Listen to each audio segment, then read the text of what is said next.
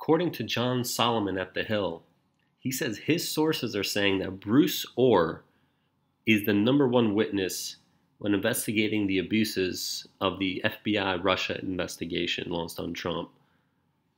The then #4 Department of Justice official briefed both senior FBI and DOJ officials in summer 2016 about Christopher Steele's Russia dossier, explicitly cautioning that the British intelligence operatives' work was opposition research connected to Hillary Clinton's campaign and might be biased. Orr's briefings in July and August 2016 included the Deputy Director of the FBI, a top lawyer for then Attorney General Loretta Lynch, and a justice official who later would become the top deputy to Special Counsel Robert Mueller. At that time, Orr was the Associate Attorney General. Yet his warnings about political bias were pointedly omitted weeks later from the Foreign Intelligence Surveillance Act, the warrant that the FBI obtained from the federal court granting it permission to spy on the Trump campaign to supposedly see if it was colluding with Russia to hijack the 2016 presidential election. Bruce Orr's activities chronicled in handwritten notes and congressional testimony gleaned from sources provide the most damning evidence to date that FBI and DOJ officials may have misled federal judges in October 2016 in their zeal to obtain the warrant targeting Trump advisor Carter Page just weeks before Election Day. They also contradict a key argument that House Democrats have made in their formal intelligence conclusions about the Russia case. Since it was disclosed last year that Steele's dossier formed a central piece of the evidence supporting the FISA warrant, Justice and FBI officials have been vague about exactly when they learned that Steele's work was paid for by the law firm representing the Clinton campaign, who was funding tons of money through the law firm, and the Democrat National Committee. A redacted version of the FISA application released later last year shows the FBI did not mention any connection to the DNC or Hillary Clinton.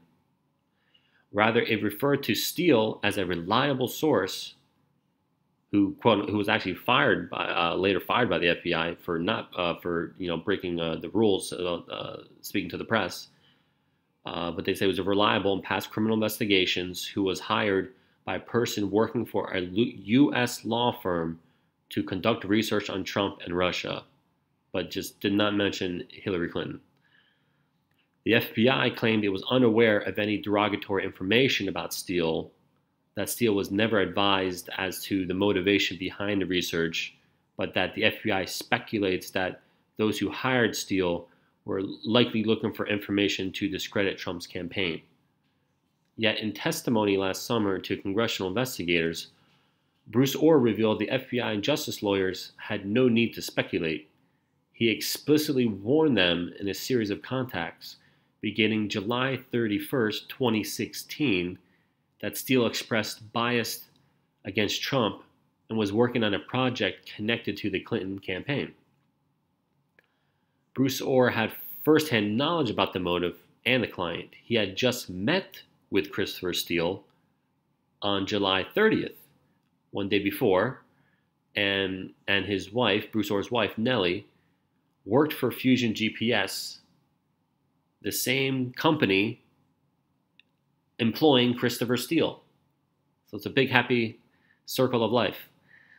I certainly told the FBI that Fusion GPS was working with doing opposition research on Donald Trump, or he told congressional investigators that he told the FBI that, adding that he warned the FBI that Steele expressed bias during the conversation. So Bruce Orr is claiming that he actually warned. A lot of people saying that he's in on it, but then he's like partially in on it, but now he's testifying that he was like warning them that it's bias. I provided information to the FBI when I thought Christopher Steele was, as I said, desperate that Trump not be elected, he added. So yes, of course, I provided that to the FBI. When pressed why he would offer that information to the FBI, Bruce Orr answered, "In case there might be any kind of bias or anything like that." He later added, "So when I provided it to the FBI, I tried to be clear that this is source information. I don't know how reliable it is. You're going to have to check it out and be aware." Bruce Orr went further, saying he disclosed to FBI agents that his wife and Steele were working for the same firm and that it was conducting the Trump-Russia research project at the behest of Trump's Democratic rival, the Clinton campaign. So apparently Bruce Orr is claiming that he sort of is just like an unwitting guy in the middle who is warning the FBI that this is like a thing just out to get Trump. So it's kind of strange. But his wife was sort of working. It's kind of strange. Maybe he's covering his butt. But he's being very open, saying that can't be a lie. If he said he warned him about it, he probably did. So he said these guys were hired by somebody who's relating to the Clinton campaign, and be aware. So he told that to Congress. Okay, so now the Perkins Coie, the law firm that represented both the DNC and the Clinton campaign during the 2016 election, belatedly admitted it paid Fusion GPS for Steele's work on behalf of the candidate and party and disguised the payments as legal bills when in fact it was opposition research. So that's Hillary Clinton's law firm. They admitted that they paid Fusion GPS for Christopher Steele's work on behalf of Hillary Clinton and disguised it as legal bills. Should that be some kind of like campaign fraud or something? When asked election fraud, when asked if he knew of any connection between the Steele dossier and the DNC, Orr responded that he believed the project was really connected to the Clinton campaign. "I didn't know they were employed by the DNC, but I certainly said yes, that they were working for, they were somehow working associated with the Clinton campaign," he answered. "I also told the FBI that my wife worked for Fusion GPS or was a contractor for GPS." Orr divulged his first contact with the FBI was on July 31st, 2016, when he reached out to then Deputy Director Andrew McCabe and FBI attorney Lisa Page. He then referred to the agents working on Russia counterintelligence, including Peter Strzok, now the fired agent who played a central role in starting the Trump collusion probe and who was a top guy on the Hillary Clinton email probe. But Orr's contacts about the Steele dossier weren't limited to the FBI. He said in August 2016, nearly 2 months before the FISA warrant was issued, that he was asked to conduct a briefing for senior justice officials. Those he briefed included Andrew Weissmann, which is Robert Mueller's top lawyer and buddy, who's working by his side in special counsel right now. Then the heads of DOJ's fraud section, Bruce Swartz, longtime head of DOJ's international operations, and a man named Zainab Ahmed, a accomplished terrorism prosecutor who at the time was assigned to work with Lynch as a senior counselor.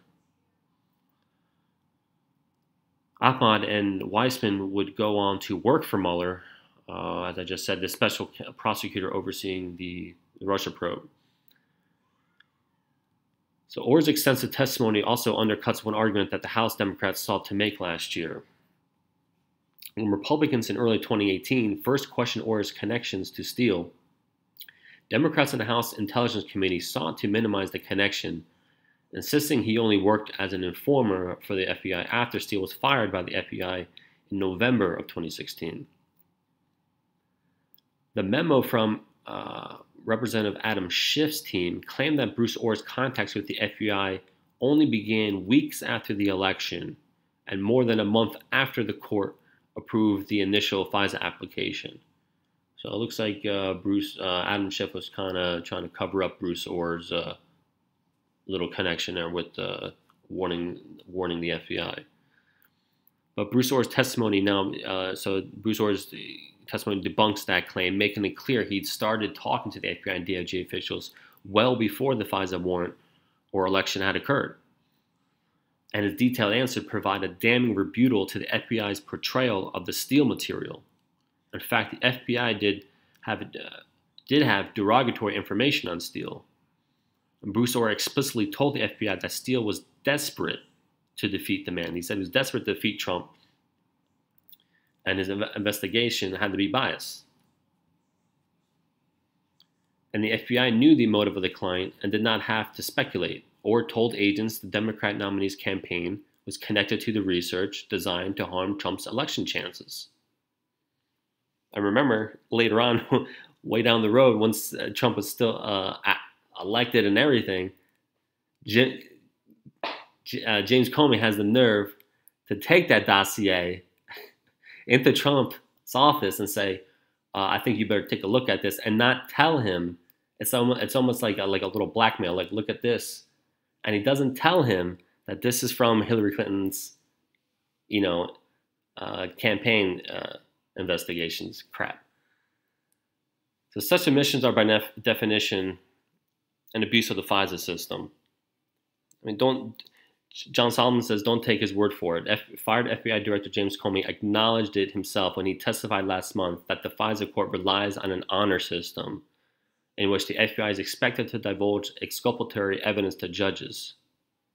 So they're trusting, the people are coming forward, bringing them evidence. Maybe, obviously now, they're probably too trusting. We certainly considered our obligation because of our trust relationship with federal judges to present evidence that would paint a materially different picture of what we're presenting, Comey testified on December 7, 2018. You want to present the judge reviewing your application a complete picture of the evidence, both its flaws and its strengths. Comey claims he didn't know about Orr's contacts with Steele, even though his top deputy, McCabe, got the first contact. But none of that absolves his FBI or the DOJ, for that matter, from failing to divulge essential and exculpatory information from Bruce Orr to the FISA court.